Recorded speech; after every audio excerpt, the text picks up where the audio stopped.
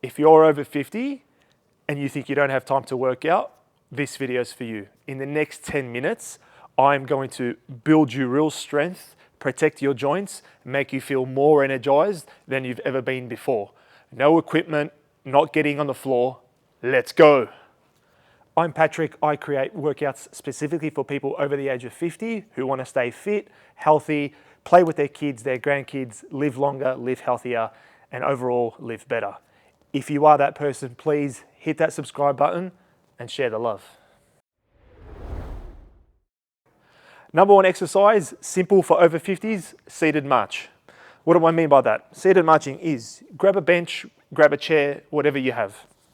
So sit down, chest up tall, core on, make sure your belly's on, and all we're doing is just marching. So we're going to work the hips, the knees, the overall joints, the glutes. So we're just going to go 1, 2, and this is just a nice, quick and easy, call it a warm-up if you want, but this is just to get your legs pumping, get your heart rate pumping. You can do this fast, you can do this slow, whatever you want to do. We're just going to do some seated marching just to get you ready for your workout overall, to get the body pumping, get the body moving. That's seated. We're going to do, if you prefer to stand, same thing with the standing. You just go up, knees to chest, just like so. March on pretty much hopping on one spot, just like so, and that. And then the third one is, if you want to make that harder, let's jump on that on the chair or the bench, and not jump, but just actually step up. So just like this, up, and then 2, changing legs. Again, this is just mimicking the marching movement, but this is just to make it on a much harder scale if you do want to challenge yourself in the first part of the workout.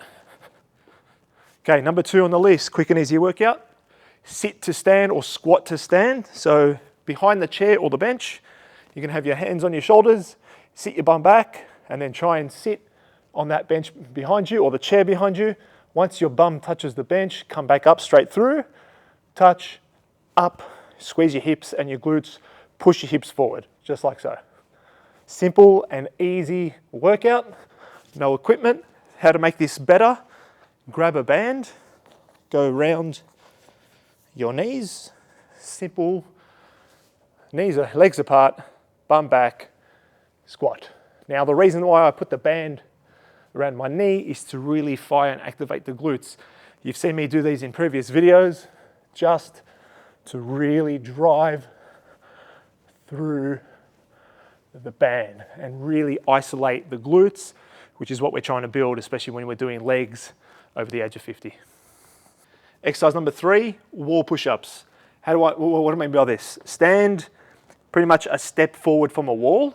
You can have your hands sort of shoulder width, just underneath, just in front of your shoulders.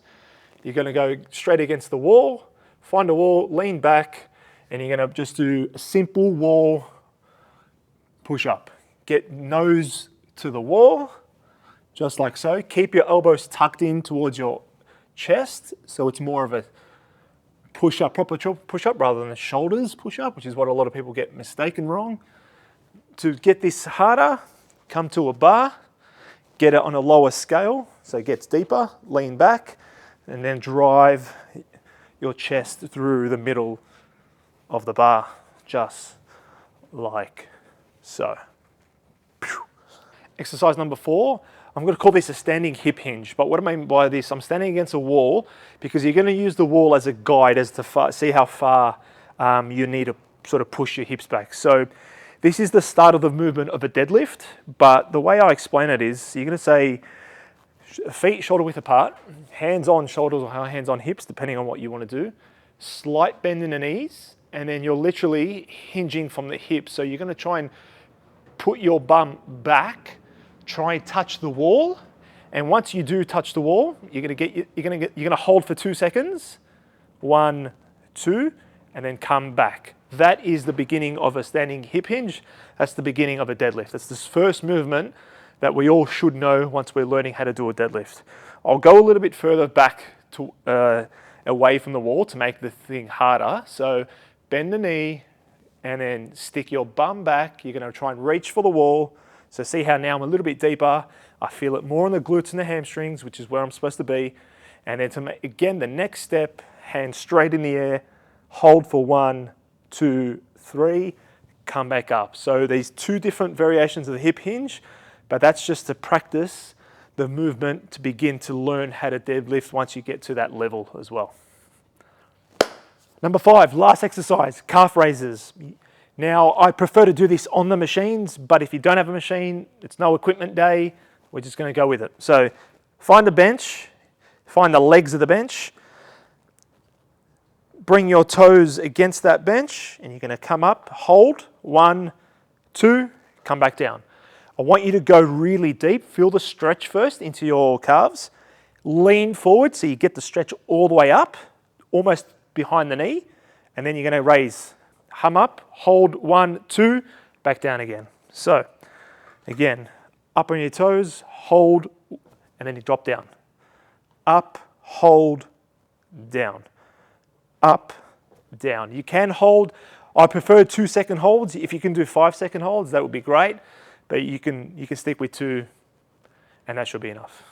Okay, special edition, I just winged it, I thought about it. A nice cool down to do with this exercise workout is just some neck sort of posture, neck roll. So what I like to do is sort of chin down, turn your head to each shoulder, turn your head like this to each shoulder. So work your way down, work your way to the left, work your way to the right. And then once you get to the right, you're trying to think of drawing a circle with your face. So just watch me. I'm going to go to my right side, and then I'm going to draw a circle, get to the other side. Again, draw a circle, get to the other side. Draw a circle, get to the other side. Draw a circle, get to the other side. It's a great cool down exercise, especially after doing a sort of a seated workout, no equipment stuff, just to get that posture, get you sort of feeling a nice cool down, nice refresh and stretch, especially for the upper body and the neck, which is where we feel a lot of tension in our bodies. So it's a great exercise as a cool down exercise after the workout. That was a quick 10-minute video with no equipment to build real strength after 50. If you love that video, we all know the drill. Hit that like, hit that subscribe, share the love.